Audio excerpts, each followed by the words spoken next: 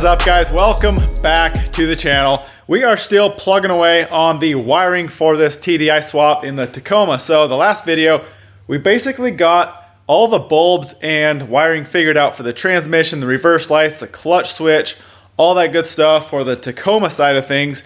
I also did get in the VSS adapter deal. So you can see here, it's got the end that will go into the cable driven tranny.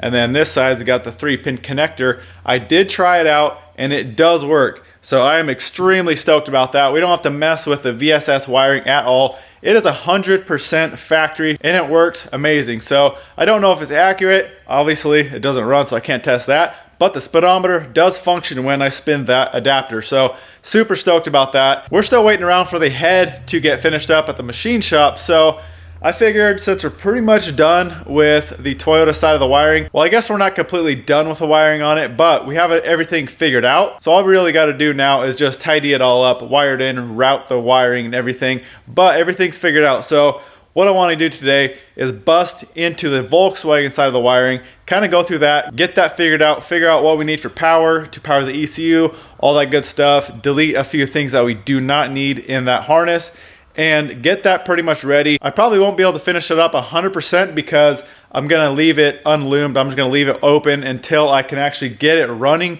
before I actually, finish it all up and loom it all and complete it all. Let's bust this wiring out. I do have a few things on my computer I want to show you guys real quick that'll help you guys out if you need help wiring a BHW. I found some really good diagrams and pinouts for it, so check it out. So I found this here. This is basically the ECU pinout. So there's a lot of pins, obviously, that are unused. They're grayed out. But this one shows you got pin 1 ground, pin 2 ground, pin 3 power from the power supply relay, so on and so forth. And it shows a lot of the sensors that are wired into the ECU as well. And then I found this really cool diagram. It's all color coded. This is the ECU plug here, and it shows exactly where all the wiring goes. There is 4 pages of this diagram here. So that is going to be very, very helpful in doing this wiring harness. So if you guys need this, I'll have it linked down below in the description. You can check it out. If you guys are doing a BHW swap, this is going to save you a lot of time in trying to figure out what wire goes where. All right, so this is the main engine harness. This has every sensor for the engine on this one harness here, and you can see the 2 ECU plugs right there. Also in this bundle is the main power supply relay. There's the glow plug fuse, the injector fuse, and then I believe that's a fuse for the oxygen sensor here. So there is a few things that we don't need on here. The exhaust temperature sensor we're not going to be running. I am going to run an aftermarket gauge, but the manifold I have doesn't have a spot for that OEM sensor, so we're not going to be using that. The starter wire we shouldn't need. I'm going to use the starter wire that's already hooked up and set up in the truck on the Toyota side. So starter wire we shouldn't need. VSS, we already have the VSS from the Toyota, so we're not going to use this one at all. Fuel heater we're going to need. Map we're going to need. That's the main plug-in for the head for all the injectors, so obviously we're going to need that. Coolant temp sensor on the head we're going to need. A few other things down here. We got the MAF. We will need that. I am going to keep MAF. CCV. I am going to delete the CCV and 75. Obviously, we need that to control the turbo. So basically, what we got to do, strip this harness apart, get all the covering off just like we did on the Toyota harness, and we're going to take every sensor we don't need and basically follow the wires up to the ECU pins. I'll probably unpin them out of the ECU instead of cutting them and leaving the wiring there. I kind of want it all the way out, so we'll unpin them from here. If they're going through here, we can just snip them because I am not using any of these colored plugs. So those colored plugs, what those do is they connect to the body harness here and go up into the fuse panel for a lot of the other stuff. And then there's also a few of these relay panels here. So there is a few things that we need from this body harness. We have the fuel pedal connector, and we're going to keep all that wiring. This should wire all the way up into here and then transfer from these plugs into the ECU plugs there. So we're gonna need that. There's a fuel pump relay we're gonna need, and then if I ever decide to do cruise, I'll need this brake sensor and the wiring for that, so I might pull that as well. But that is really all we need out of this harness. Where we're mostly gonna be working is on this harness here. So like I said, a lot of these plugs we don't need. There's only a few wires. Like I said, the fuel pedal wiring comes through here, brake sensor, that kind of stuff. But a lot of this we do not need. So let's get to work. Let's cut all this harness apart, take out everything we don't need. And I got to figure out on this connector, I remember doing it on the ALH connectors, and they were kind of tricky to figure out how to unpin them. But I think there's these purple tabs or little rails that you pull out, and then you can get inside and get this unpinned. So just looking at this harness, this should be a lot easier than the ALH. You guys know I did the ALH in the red truck over there. I did the harness myself. There was a lot more to it than just one simple harness like this. So this should be pretty easy comparing it to the ALH.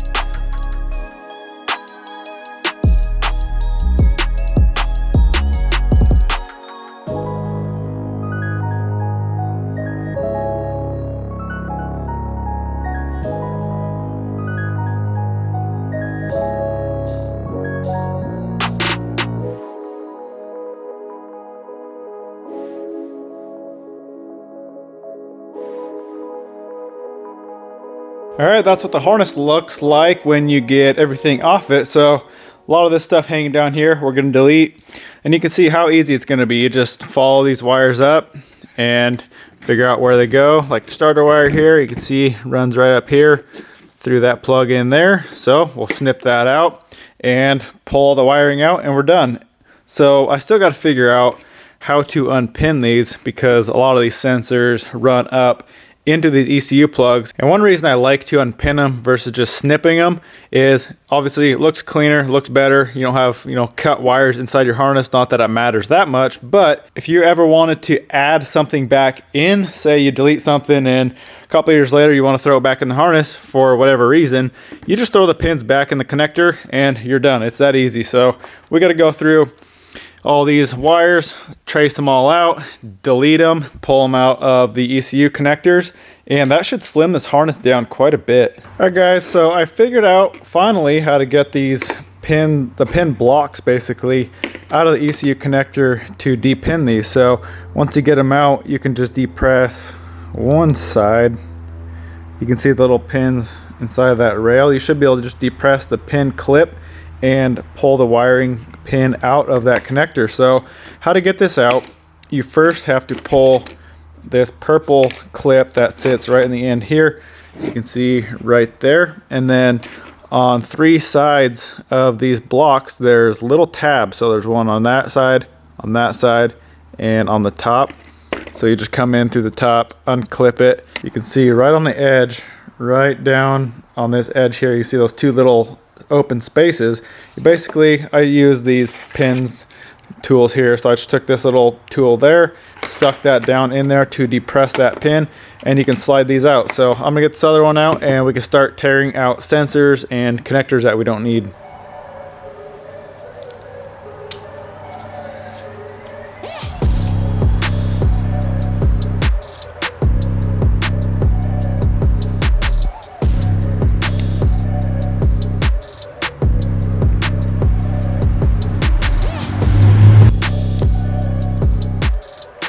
All right, there it is. So I'm going to leave, this is all power and ground on this side right here. I'm just gonna leave that in. I don't need to mess with it. It is gonna stay as is. So now we can figure out which wires to pull out. And how I'm gonna do that is just pick a sensor or connector that I wanna take out. I'm just gonna trace that wire all the way up to one of these plugs, whichever one it goes to, find the pin, and we'll pop that pin out.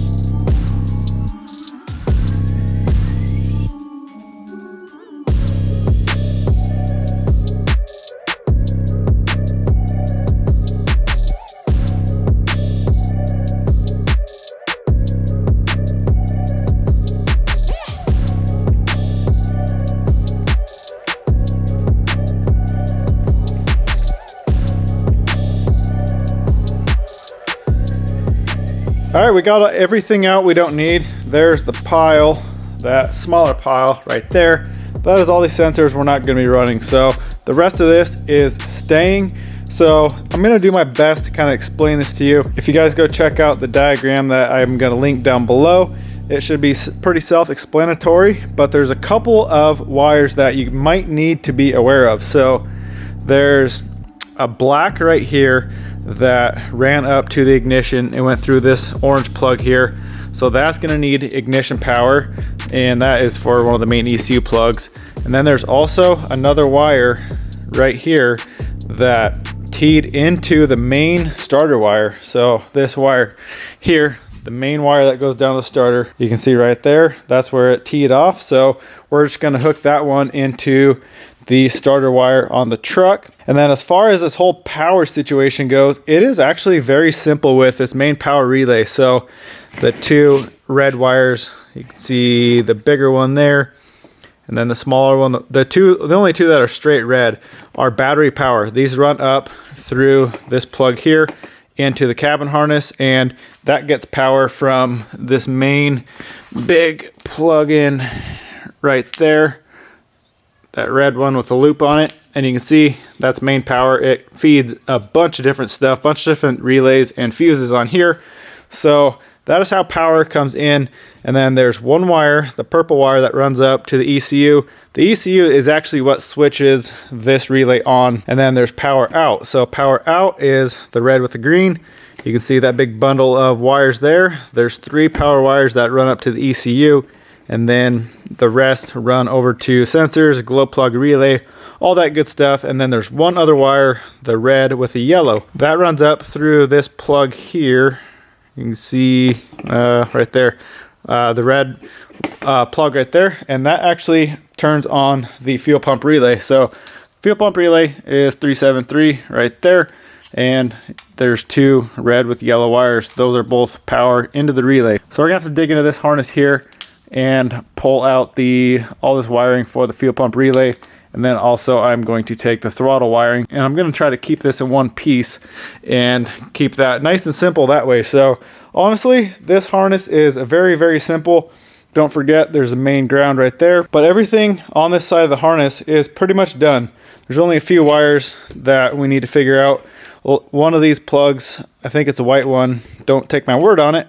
One of these plugs has all of the throttle pedal wiring, and then I still have to go through some of these other ones, trace them up, see what pin it is, look at the diagram, see what it functions, and if we don't need it, we can pull those pins out. I want to kind of show you guys real quick how I'm tracing these wires and how to figure out what is what. So I'm going through this plug here, this orange one. There's a few more wires on it, and I traced out this white with the yellow stripe. So it runs up, you can follow it all the way up to here, and there it is in the black plug there. Now I know for a fact I'm not going to be able to show you guys on camera because it's very, very small print, but at the end of each row there's a number. So this one starts at 7 and goes to 28. So these pins are 7, 8, 9, 10 all the way up to 28 there, and then the other side is 29, 30, 31, 2, 3, 4, 5, 6 all the way down. So you'll find that pin, I believe that was 46. You can come onto here, or 47. And you can see 47 right here is radiator fan relay. Then you can also come here, 47 yellow with a white, to cooling fans system. So that's a trigger wire for the coolant fans. I'm not sure if I'm going to use that. Like I said, that Can-2 dash deal has a output for a radiator fan, so I'm not sure if I'm going to use it. I'm just going to cut it here. I'm going to leave that labeled so I know what it is. If in case I do need it, I'm going to leave that wire in, but some of these wires we're not going to use. So I'm going to go through the rest of these connectors. And there is some weird ones like this red with the green stripe. That is a power wire connected into this main bundle here. You can see right where it's cut. I went and plugged this into the other side down here at the orange connector, and there is no wire and no pin on the other side. So obviously we don't need that. I don't know what it's for. Obviously it's not used on this harness, so you can cut that one. All right guys, I just went through this white connector here. So I ended up pulling all of the throttle pedal wires out intact. So we got that. And the only other wire that we need, unless you're doing cruise control, which I'm not at this point, I may do it in the future, but right now I'm not going to. The only other wire is the big red wire. That is a battery positive. That is what feeds into the main power relay. So all these other wires are for brake light switches, cruise control switches on the dash or on the steering wheel and stuff like that. So I got them all labeled right here, bundled up. Just in case I do want to add cruise someday, I'm going to leave those wires. But like I said, this white connector has throttle pedal and main battery power.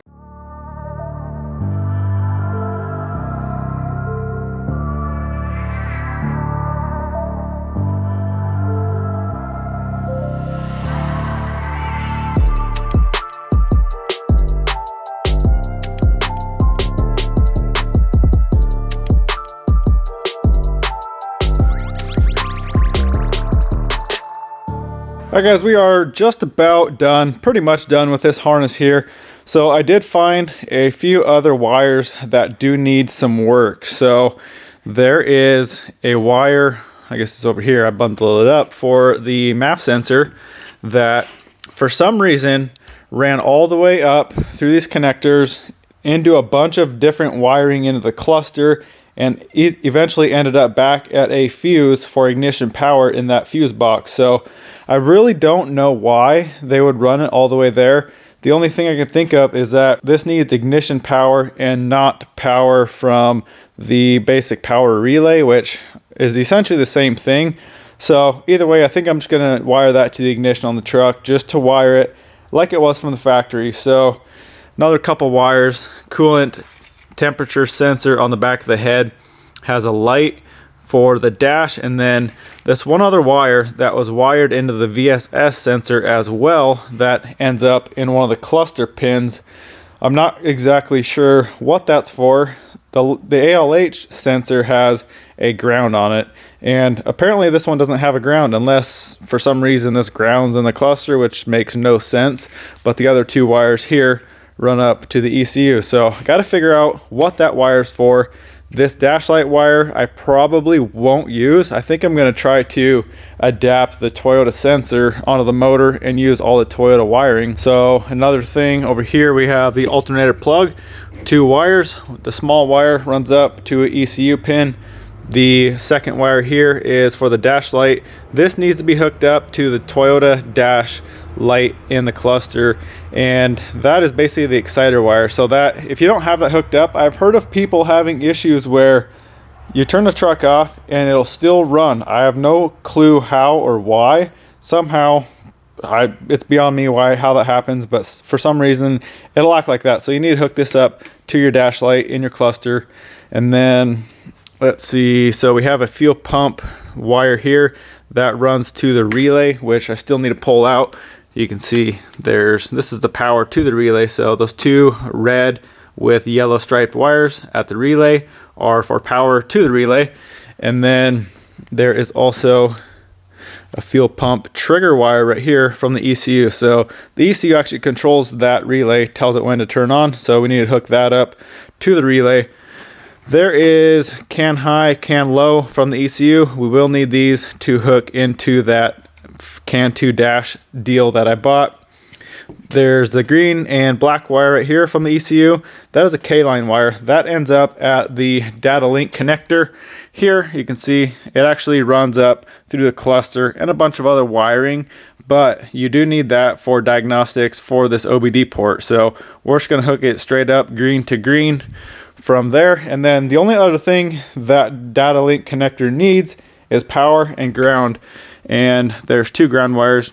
There's 2 browns, and then I believe the red with black is power. I still need to double check that, but pretty easy to wire that one up. And then a few other wires. Like I said, this main starter wire that runs into the starter wire that goes to the starter, that is hot when you're cranking. For some reason, ECU wants that signal, so we're gonna hook that up. And then this black wire was hooked to the ignition. Other than that, we have battery power. So the main fuse right here for the glow plugs, this big fat wire needs battery power. And then this wire here that runs up into, it splices in here and then feeds the main power relay here. That also needs battery. And then there's one other wire here, defrost idle boost. I have no clue what that is.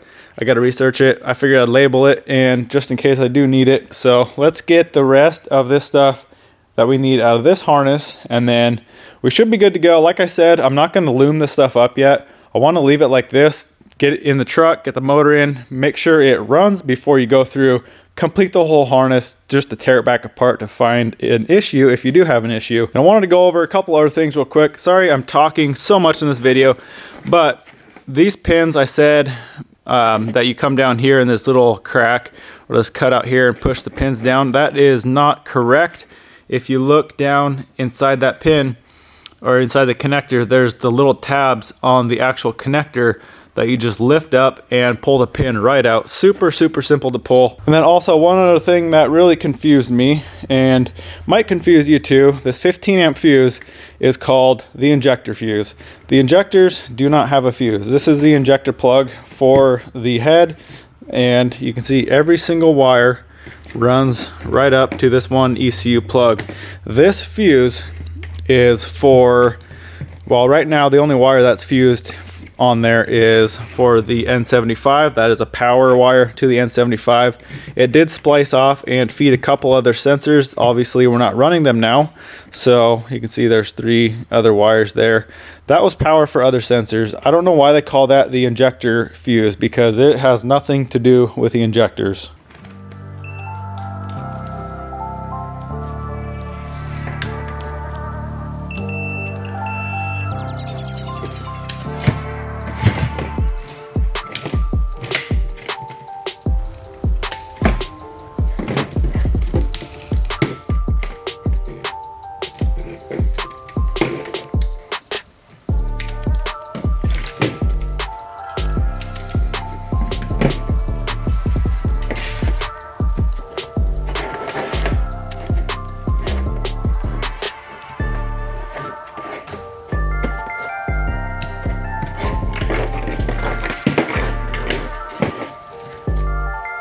All right, that should be the last 2 things we need. So real quick, fuel pump relay, we got main power from the harness here. Then we have the feed for the fuel pump. That goes through a 20 amp fuse, and then the trigger to the ECU. DLC connector or the OBD port. Green wire is K-line that goes to the ECU. There's 2 grounds, which are both brown. Then pin 16 up in the corner, the red with the black, is battery power through a 10 amp fuse. All right guys, that's about it for this video. So if you guys are scared to do wiring in a swap, it's really not that hard if you get a decent wiring diagram and just go through and trace wires, figure out what they do. There's still a couple wires, like I said, that I don't even know what they do yet, but I'm gonna do a little bit of research and figure out what a few wires do and if we need them. I'm pretty sure we don't need them, but just in case, I wanna do a little research and figure it out. So I know this is the hardest part, or the most worried about part of a swap, is the wiring, especially something like this where it's pretty much all electronically controlled. There's not much mechanical parts, you know, pumps or anything. That's all electronic. But a harness like this, it's basically already wired for you. Basically all you really need to do is figure out what wires need power, whether it's battery power, ignition power, and wire it as needed. So very, very easy to do, really, as long as you go through it and figure out what wire needs what kind of power. Obviously there's other wiring that you need to worry about, like say K-line for the OBD, CAN bus wiring, that kind of stuff. But it is really simple if you get a diagram and figure out what you need to do with that wire. So really not too bad. And another thing, I don't want you guys to take this video and treat it like a Bible, go through it like and wire exactly like I have right now, because I haven't tested this harness. Like I said, it's not in the truck. The motor's not in the truck. I can't put it in and test it yet. So this is just me trying to figure out what these wires do and how to do this harness. You guys will see in the future once we get this motor in, and we'll test this harness and see what happens. When I did my red truck, I had no issues at all. I did the whole harness, put it in, and it fired up first try, no issues. So that gives me a little bit of confidence for this harness, and this harness is honestly easier. There's a lot less to it. It's a lot less tangled up. It's all in one harness. The whole engine harness is in one harness. The ALH has like two harnesses, and it's kind of entangled into the cabin harness as well. So this is a little easier to do. So I got confidence that it will work like it should. Well, that's a wrap, guys. I really hope you enjoyed it. Stay tuned for the next video. We should have the head back pretty soon, in the next day or two. So we'll get out here, get the motor back together, and wait for that adapter plate. Once that shows up, we can start dropping this thing in the motor, make all the custom motor mounts, all that good stuff. Lots of fab work coming. I hope you guys are excited. I'm getting really excited to get this thing in the truck and see what it looks like. So definitely stay tuned on the channel. Well, that's a wrap, guys. Really hope you enjoyed it. Go smash that thumbs up button, comment, subscribe. We'll see you in the next one.